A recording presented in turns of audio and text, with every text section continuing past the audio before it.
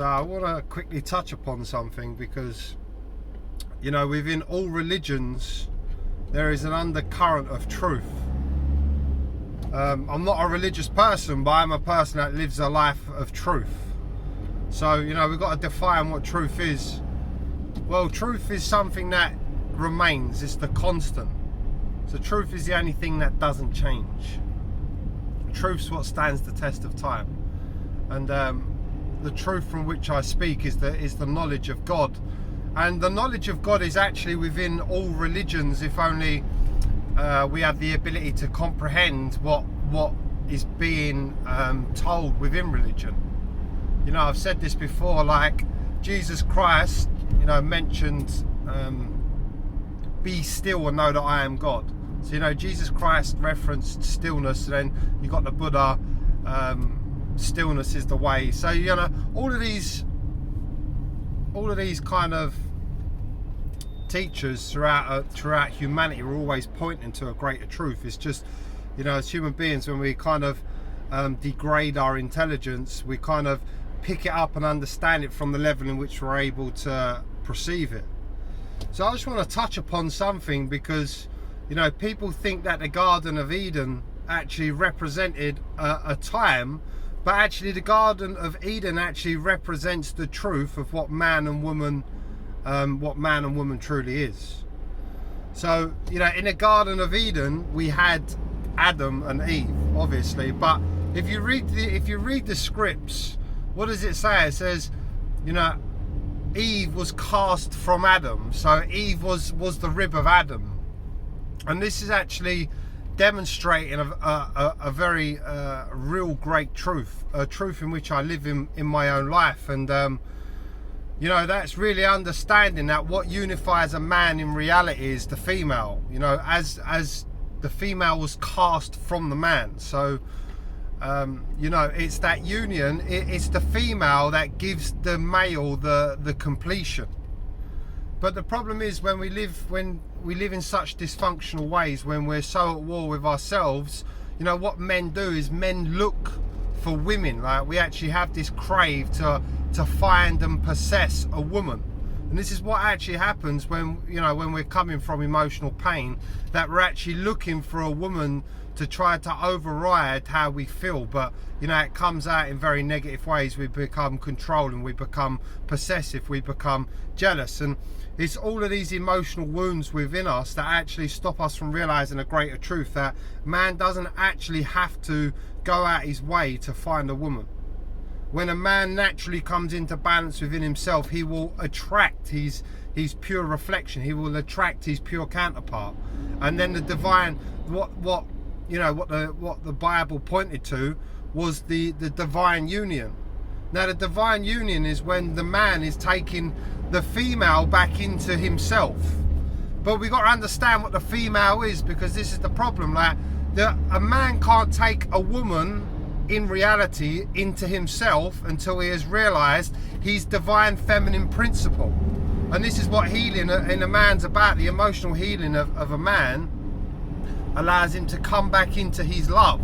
Now, when a guy is in this state, this realized state, he's entering back into the Garden of Eden. Now, the Garden of Eden was referenced as the Garden of God, because as man comes back into himself, as he comes back into his love, he's entering back into his state of divinity.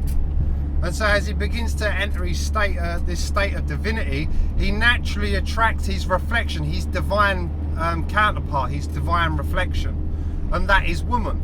But a man can't have this union in reality with a woman until he has this union in himself. And so, you know, what he's doing as a man unifies himself, which is why I talk about men and emotions, because the understanding of this is for a man to understand and pass through his emotions. When he's no longer at war with himself, which is his war with his emotions, and he's no longer trying to compensate his emotions by trying to control reality or trying to feel a sense of power or trying to fill this void within him. When he understands the void, passes through the void, he connects back to this, to his Adam. He becomes Adam again. He becomes the pure principle of God. He becomes the pure male. And then he begins to enter back into the Garden of Eden. Now, the Garden of Eden, there was no problem between man and woman. There was no struggles for man. It's only when man become at war with himself that he cast himself out of the garden. And not only did he cast himself out of the garden, but he cast himself out of his connection, his divine connection to woman. And so this is, you know, this is the holy truth, the truth.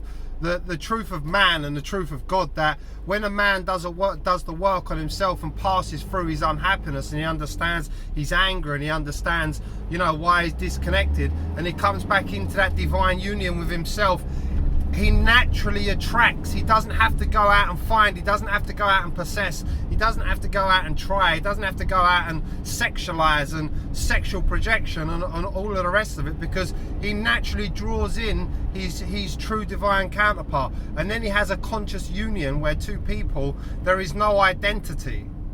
Like, I experience this with Lauren all of the time. There's no like personal identity between me and her. There's like this understanding of a unity between us, of a conscious union where there's no problems. Like, we don't have any problems in our relationship. We don't fight, we don't argue. There is always that connectedness, and it goes beyond what we emotionalize as love. Like, when we emotionalize love, we put all these ideas on what love should be, and you know, and then we twist the actual truth of it, when love is a state. It's a realized state. Love is a constant. When you realize this in yourself, you don't fluctuate. Emotions are fluctuations. Anger, sadness, happy, excitement. You know, these are all fluctuations. Whereas when you realize the divine truth in yourself, it's a constant. And then that constant is reflected in a woman. So you're both having this union where you're both in a constant state of union, a constant state of love, where you're entwined with each other. I mean, that's the truth of God. I don't know how far humanity is from actually realizing this, but you know, with my purpose and my time on this planet, you know, as you know, I live this divine life. I live the divine principle. I live and come into my divine masculine energy every single day of my life. My life is always about becoming more of a reflection of God, becoming more transparent and more of a reflection of that. But just know, within all biblical scripts and all prophets is a thread of truth.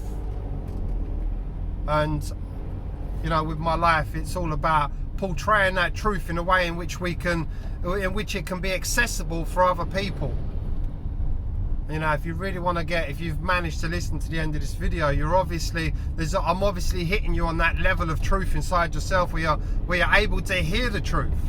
And if you are, you know, it's all about acting on that. It's about acting on that impulse and following it up, because if you feel that impulse in you, then you know, that impulse for more truth and more freedom and more self-realization, more love, that's what guides you. You have to follow the calling. You have to answer the calling, because by answering the calling, you expose yourself to more of the truth.